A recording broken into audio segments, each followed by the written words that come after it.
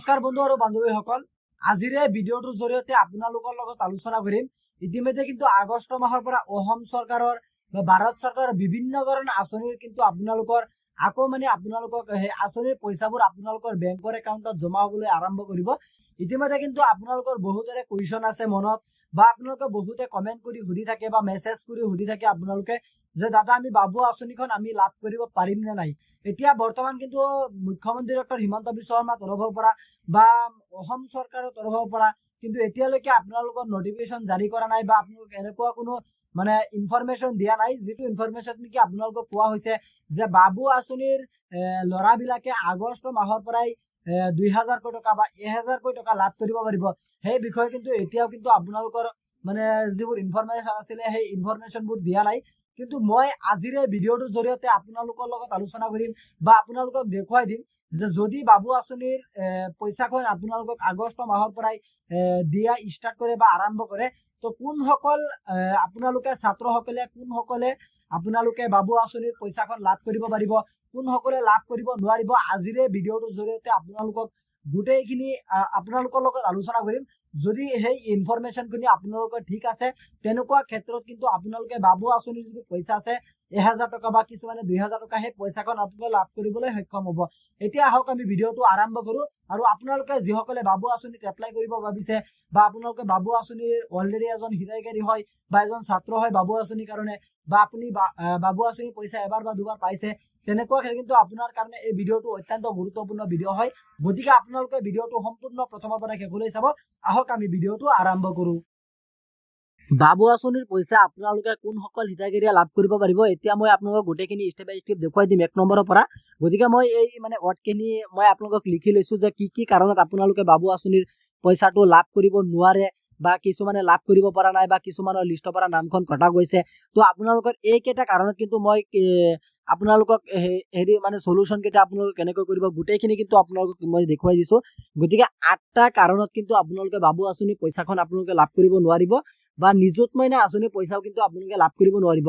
কাৰণ বাবু আঁচনিৰ পইচা আৰু নিযুত মইনা আঁচনিৰ পইচা কিন্তু আপোনালোকে কলেজৰ পৰা আপোনালোকে এপ্লাই কৰিছিলে বা ফৰ্মখন আপোনালোকে ফিল আপ কৰি কলেজতে জমা দিছিলে। তো আপোনালোকৰ বাবু আঁচনি আৰু নিযুত মইনা আঁচনি কিন্তু প্ৰায় সেম একেই। গতিকে আপোনালোকে যদি বাবু আঁচনি আৰু নিযুত মইনা আঁচনিৰ আপোনালোকে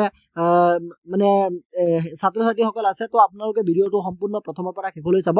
এতিয়া প্ৰথমতে আপোনালোকৰ কথাটো হ'ল যে আপোনালোকে প্ৰথমতে 1 নম্বৰত আপোনালোকে কি কাৰণত কৰিব নোৱাৰিব বা আপোনালোকে পইচাটো লাভ কৰিব নোৱাৰিব। প্ৰথমতে চাওক, বেংক ডিটেইলছ ৰং এন্ট্ৰি। গতিকে আপোনালোকক ইয়াত কোৱা হৈছে যদি আপোনালোকে বাবু আঁচনি বা আপোনালোকে নিযুত মইনা আঁচনিৰ এপ্লাই কৰাৰ সময়ত যদি আপোনালোকৰ বেংকৰ ডিটেইলছ, IFC কোড বা বেংকৰ একাউণ্ট নাম্বাৰ বা আপোনালোকৰ আপোনাৰ যিটো ধৰি লওক আপোনালোকৰ ডকুমেণ্টছত আপোনাৰ নামটো বা আপোনালোকৰ বেংকৰ নামটো, বেংকৰ একাউণ্টত যিটো অনাৰ নেম আছে তাত যদি কিবা মিছমেচ হৈ আছে, তেনেকুৱা ক্ষেত্ৰত কিন্তু আপোনালোকে বাবু আঁচনি পইচাখন লাভ কৰিব নোৱাৰিব। তাৰপিছত কিন্তু আপোনালোকৰ ইয়াত কোৱা হৈছে 2 number, DBT not enable। DBT not enable, your bank account must be Aadhaar seeded through the NPCI mapper। ইয়াত কোৱা হৈছে যদি আপোনালোকে যিটো বেংকৰ একাউণ্ট আপোনালোকে বাবু আঁচনি বা নিযুত মইনা আঁচনিত আপোনালোকে দিছে, তো সেইসকল হিতাধিকাৰী বেংকৰ একাউণ্টত যদি DBT লিংক কৰা নাথাকে, আপোনালোকক অৰ্থাৎ ধৰি লওক চৰকাৰৰ তৰফৰ পৰা যিকোনো ধৰণৰ পইচা হওক, চৰকাৰী আঁচনি হওক বা যিকোনো ধৰণৰ পইচা হওক, সেইটো কিন্তু আপোনালোকৰ DBTৰ মাধ্যমেৰে আপোনালোকৰ বেংকৰ একাউণ্টত ট্ৰান্সফাৰ কৰা হয়। DBTয়ে ট্ৰান্সফাৰ কৰে ডাইৰেক্ট, কিন্তু চৰকাৰৰ তৰফৰ পৰা আপোনালোকৰ পইচাটো যিটো আছে সেই পইচাটো কিন্তু আপোনালোকৰ DBTৰ মাধ্যমেৰে আপোনালোক ট্ৰান্সফাৰ কৰা হয়। তাৰপিছত DBT যিটো বেংকৰ একাউণ্টত লিংক থাকে, সেই বেংকৰ একাউণ্টতে কিন্তু আপোনালোকৰ সেই পইচাটো সোমাই যায়। যদি আপোনালোকৰ ধৰি লওক যিটো বেংকৰ একাউণ্ট আপোনালোকে ধৰি লওক আপোনালোকৰ দুটা একাউণ্ট আছে, আপোনালোকৰ এটা SBI একাউণ্ট আছে, এটা পাঞ্জাৱ নেশ্যনেল বেংকৰ একাউণ্ট আছে। যদি আপোনালোকে SBI একাউণ্টটো আপোনালোকে বাবু আঁচনি বা নিযুত মইনা আঁচনিত আপোনালোকে এপ্লাই কৰাৰ সময়ত আপোনালোকে একাউণ্ট নম্বৰটো আপোনালোকৰ ডিটেইলছটো আপোনালোকে ফিল কৰিছিলে।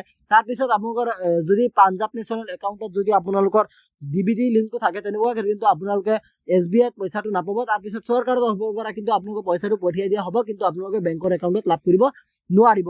তাৰপিছত কিন্তু ইয়াত কোৱা হৈছে আপোনালোকৰ 3 নম্বৰত চেক বেংক একাউণ্ট, আৰু আপোনালোকৰ বেংকৰ একাউণ্ট যিটো ষ্টেটমেণ্ট আছে, হ'ব পাৰে আপোনালোকে কিবা কাৰণবশতঃ বা বহুতৰে কিন্তু আপোনালোকৰ অটোপে কিছুমানে লগাই দিয়ে বা এইটো সেইটো এপছ ডাউনলোড কৰি, গতিকে আপোনালোকে এইটো সেইটো এপছ ডাউনলোড নকৰিব।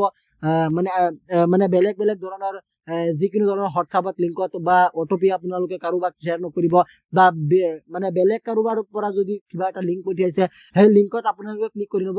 এনেকুৱা ক্ষেত্ৰত কিন্তু আপোনালোকৰ ডাইৰেক্টলি হেকাৰসকলে পইচাটো কাটি লৈ নাযায়। আপোনালোকে লিংকত ক্লিক কৰি তাৰপিছত কিন্তু আপোনালোকৰ অ'টোপেটো অন হৈ যায়। তাৰপিছত কিন্তু আপোনালোকৰ মান্থলি যিটো পইচা আছে বা চৰকাৰৰ তৰফৰ পৰা বা আপোনালোকে যিটো পইচা আপোনালোকৰ একাউণ্টত ডিপজিট কৰে তাৰ পাছতে কিন্তু আপোনালোকে সেই পইচাটো মানে অ'টোপেৰ দ্বাৰা বা আপোনালোকে কাটি লৈ যায়। তাৰপিছত কিন্তু আপোনালোকে মানে ধৰি লওক আপোনালোকৰ পইচাটো যদি কোনোবা কাটি লৈ যায় বা বেংকৰ পৰা আপোনালোকক GST হিচাপত বা আপোনালোকৰ ধৰি লওক বেলেগ কিবা কিবি হিচাপত যদি আপোনালোকৰ পইচাটো কাটি লৈ যায়, তেনেকুৱা কিন্তু আপোনালোকে সেইটো গম নাপাব। গতিকে আপোনালোকৰ বেংকৰ একাউণ্টটো বা ডিটেইলছটো আপোনালোকে চেক কৰাৰ কাৰণে অত্যন্ত প্ৰয়োজনীয়।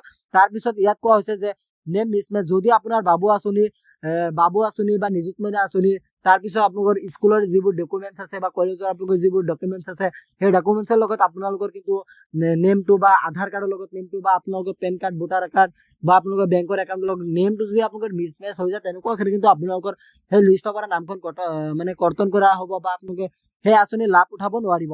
তাৰপিছত ইয়াত কোৱা হৈছে যে if the name on your college admission documents smart portal, ইয়াত কৈছে does not exactly match the name on your bank account, the payment will be reject।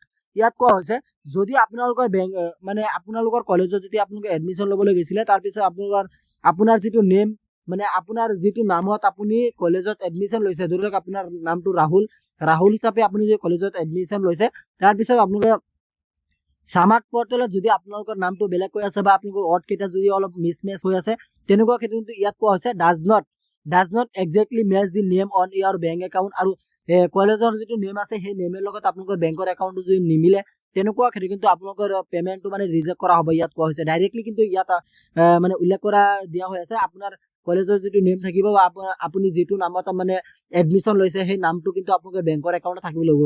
কাৰণ মানে ছাৰসকলে বা মেডামসকলে যেতিয়া নেকি আপোনালোকৰ নামটো চাইহে যে কোনসকল হিতাধিকাৰীয়ে লাভ কৰিব পাৰিব বা কোনসকল ছাত্ৰ বা কোনসকল ছাত্ৰীয়ে বাবু আঁচনি বা নিযুত মইনা আঁচনিখন লাভ কৰিব পাৰিব, সেইসকলক কিন্তু এই মানে হেৰিবোৰ আপোনালোকক দিয়া হয়। গতিকে আপোনালোকে কলেজত যেতিয়া নেকি এডমিশ্যন ল'ব বা আপোনালোকৰ বেংকৰ একাউণ্ট মানে আপোনাৰ যিটো ডকুমেণ্টছত আপোনাৰ যিটো নেম থাকিব সেই নেমটো সদায় আপোনালোকে ব্যৱহাৰ কৰিবলৈ মানে আগবাঢ়ি যাব। তাৰপিছত ইয়াত কোৱা হৈছে যে 5 নম্বৰত আপোনালোকে application not verified by college. ইয়াত কোৱা হৈছে যে কলেজৰ পৰা আপোনালোকৰ যদি পইচাটো নোসোমায়, তেনেকুৱা কিন্তু আপোনালোকৰ কলেজতো কিন্তু গৈ পিনে আপোনালোকে যোগাযোগ কৰিব পাৰিব, আপোনালোকৰ তাত কোনো বাধা নাই।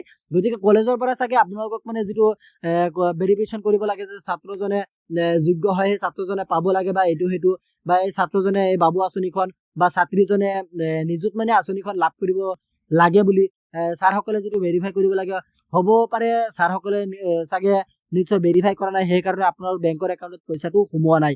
তাৰপিছত ইয়াত কোৱা হৈছে 6 নম্বৰত যদি আপুনি এপ্লাই কৰিছে, সকলোবিলাক ছাত্ৰই কিন্তু এপ্লাই কৰি দিয়ে।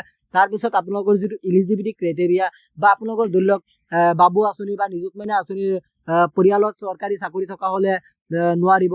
তাৰপিছত আপোনালোকৰ 4 লাখ টকাৰ ওপৰত আয় হ'লে সেইসকলে নোৱাৰিব, ঘৰত 4 চকা থাকিলে সেইসকলে নোৱাৰিব, বা ইয়াত কোৱা হৈছে যে মা বা দেউতা দুয়োজনৰ গাৰ্জেনৰ পৰা এজন যদি চৰকাৰী চাকৰিয়াল থাকে, তেনেকুৱা কিন্তু নোৱাৰিব।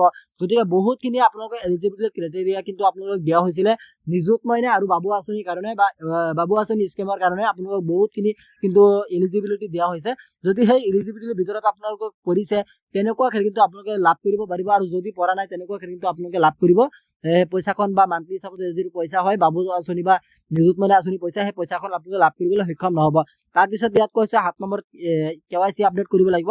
তাৰপিছত আপোনালোকৰ ইয়াত কোৱা হৈছে যে কিছুমানে যদি বিয়া পাতি লৈছে অলৰেডি, তো সেইসকলে কিন্তু বাবু আঁচনি হওক বা নিযুত মইনা আঁচনি হওক, তাৰ পৰা কিন্তু আপোনালোকৰ নামটো ডাইৰেক্টলি কিন্তু কটা হ'ব।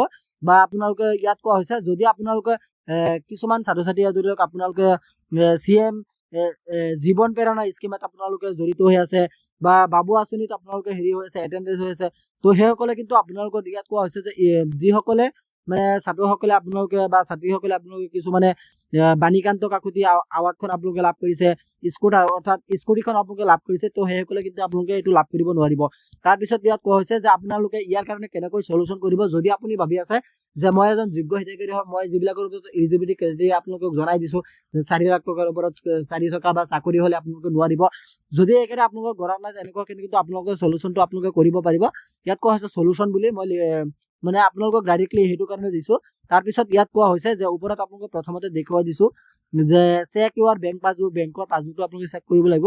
ভিজিট বেংক ব্ৰাঞ্চ, আপোনালোকৰ ব্ৰাঞ্চত যাব লাগিব। যদি আপোনালোকৰ সকলোবিলাক ঠিকে আছে তেনেকুৱা কিন্তু আপোনালোকে সলভ কৰিব পাৰিব। তাৰপিছত ইয়াত কোৱা হৈছে talk to Euro college officer বা আপোনালোকৰ কলেজৰ ছাৰ মেডামৰ সকলৰ লগত আপোনালোকে কথা পাতিব পাৰিব যে মই সেই বাবু আঁচনি সেই পইচাটো লাভ কৰিব নোৱাৰিলো বা কেনেকৈ লাভ কৰিব নোৱাৰো, বা কেনেকৈ লাভ কৰিব পাৰিম পৰৱৰ্তী কিস্তিত।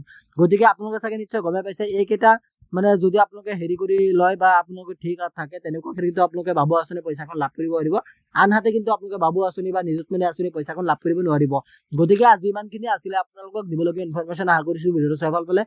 যদি ভিডিঅ'টো চাই ভাল পালে তেন্তে ভিডিঅ'টো এটা লাইক কৰি দিব, আৰু আপুনি যদি আমাৰ চেনেলটো প্লিজ আপুনি আমাৰ চেনেলটো ছাবস্ক্ৰাইব কৰিবলৈ নাপাহৰিব। ধন্যবাদ থাকিল সকলোলৈ। জয় আই অসম।